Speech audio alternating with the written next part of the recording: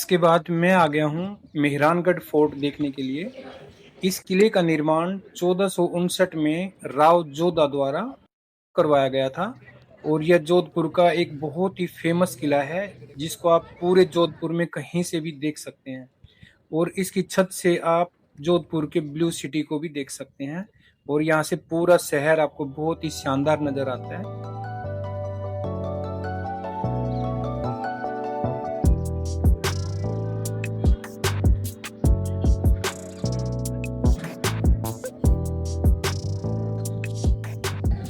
अभी मैं किले के अंदर आ गया हूँ और सामने है टिकट काउंटर।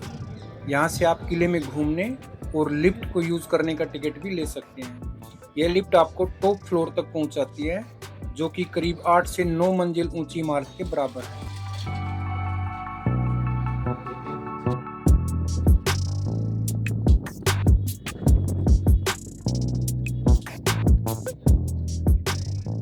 किले की छत से आप राव जोधा गार्डन और ब्लू सिटी को देख सकते हैं। यहाँ से बहुत ही शानदार नज़ारा आपको देखने को मिलता है। चारों तरफ पूरे शहर को आप यहाँ से देख सकते हैं। इस किले की छत से जोधपुर सिटी को देखना एक शानदार अनुभव है। सुबह की पहली किरण के साथ यह शहर बहुत ही शानदार चमकता है। अभी मैं किले में अंदर जा रहा हूँ। आज छुट्टी का दिन है और बहुत सारे स्कूलों के बच्चे यहाँ घूमने के लिए आए। स्कूली बच्चों के लिए ऐतिहासिक चीज़ों को देखना एक अच्छा अनुभव होता है।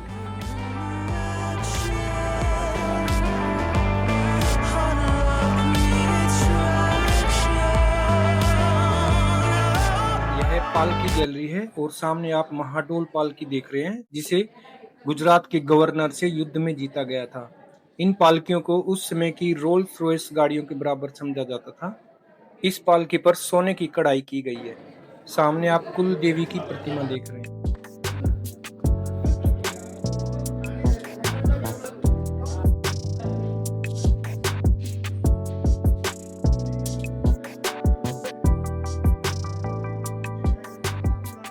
अभी सामने आप शीश महल देख रहे हैं। इस महल की दीवार और छतों पर इतने बारीक शीशे के टुकड़े लगाए गए हैं कि यहाँ आप एक दिया भी जलाएंगे तो पूरा महल हजारों तारों की तरह चमकता हुआ दिखाई देगा। इसके बाद मैं जाऊंगा फूल महल देखने के लिए, लेकिन रास्ते में इस गलियारे से महल और बाहर के शहर का पूरा दृश्य साफ साफ दिखाई दे रहा है। फूल महल से पहले मिलता है यह म्यूजियम, जिसमें उस समय युद्ध में इस्तेमाल होने वाले हथियारों और बचाव उपकरणों को दिखाया गया है। सभी शस्त्रों को काफी सहेज कर रखा गया है। सामने आप देख पा रहे हैं फूल महल। इसकी छतों और दीवारों पर 80 केजी सोना लगा हुआ है।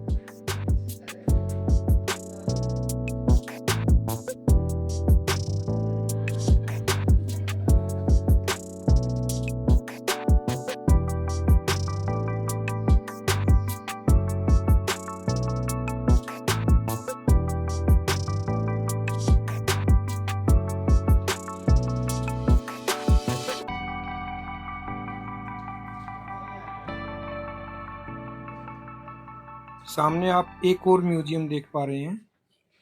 यहाँ पे राजमहल में पलने वाले बच्चों के संबंध की चीजें रखी हुई हैं, जैसे कि पालने या इस तरह की दूसरी चीजें काफी संजो कर यहाँ पे रखी गई हैं।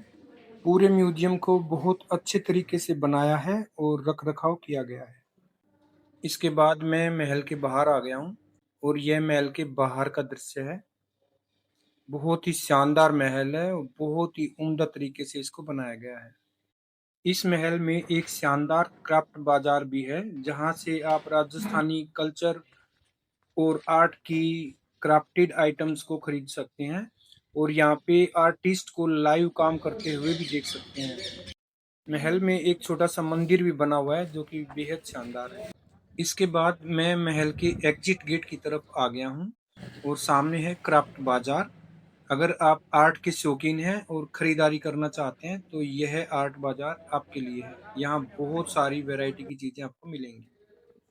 राजस्थान के सभी किलों में यह किला मुझे बेहद पसंद आया और यहाँ घूमने वाले पर्यटकों की संख्या बहुत ज्यादा है। विदेशों से भी यहाँ पे बहुत सारे पर्यटक घूमने के लिए आए हुए हैं। इसके बाद मैं किले की मेन एंट्रेंस की तरफ आ गया हूँ, जहाँ से हमने टिकट लिया था और एंट्री की थी। एग्जैक्ट वहीं पे हम पहुँच गए हैं। इसके बाद मैं जाऊंगा जसवंत थाड़ा देखने के लिए।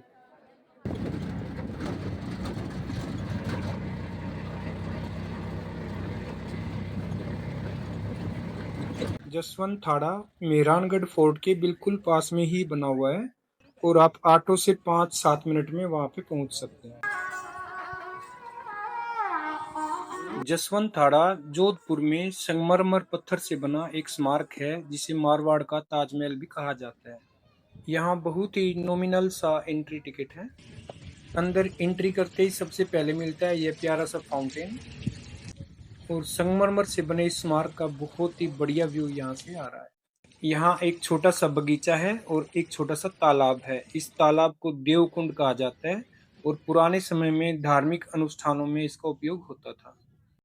यह मकराना के सफेद मार्बल से बना है और देखने में बहुत ही शानदार है। यह एक शाही स्मारक है जिसे 1899 में जोधपुर के महाराजा सरदार सिंह जी ने अपने पिता महाराजा जसवंत सिंह द्वितीय की याद में बनवाया था।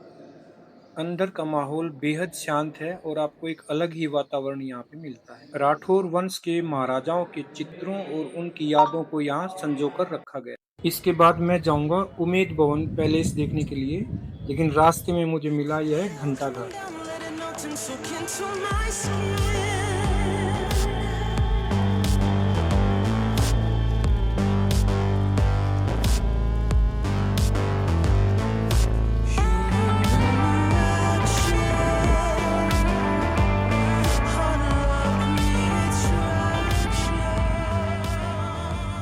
और इसके साथ ही मैं पहुंच गया उमेद भवन पैलेस। आज यहाँ पर भी बहुत सारे स्कूली बच्चे आए हुए हैं। सामने आप देख पा रहे हैं जोधपुर का गौरव उमेद भवन पैलेस। यह दुनिया का सबसे बड़ा प्राइवेट रेजिडेंस है। बहुत ही ग्रैंड पैलेस है।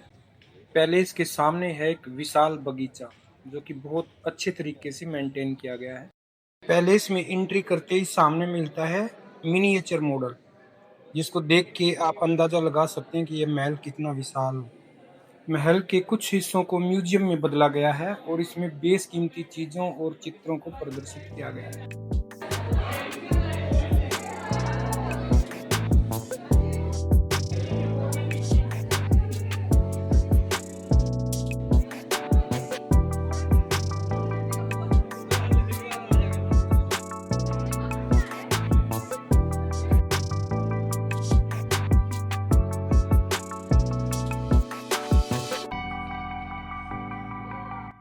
महल के अंदर के गलियारों और प्रांगणों को बहुत ही भव्यता के साथ डिजाइन किया गया है। इस महल में गोल्डन येलो सैंडस्टोन और मकराना मार्बल का इस्तेमाल हुआ है। एक सेक्शन में काफी शानदार पेंटिंग्स को दिखाया गया है जो कि बहुत ही भव्य है।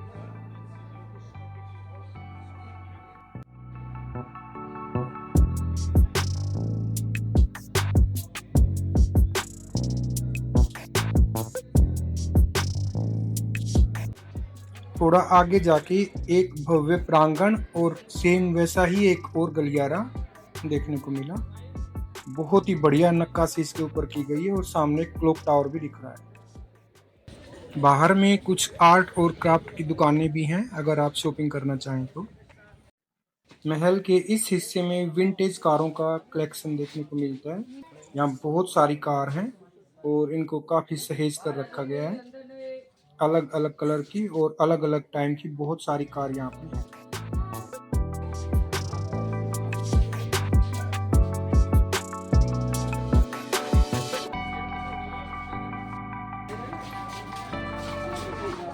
उमेद भवन पैलेस के साथ साथ पूरे जोधपुर में घूमने का मेरा अनुभव बहुत ही शानदार रहा। जोधपुर राजस्थान का one of the best tourist palace है। मैं आ गया हूँ मंडोर गार्डन में घूमने के लिए। सामने मेन एंट्रेंस है।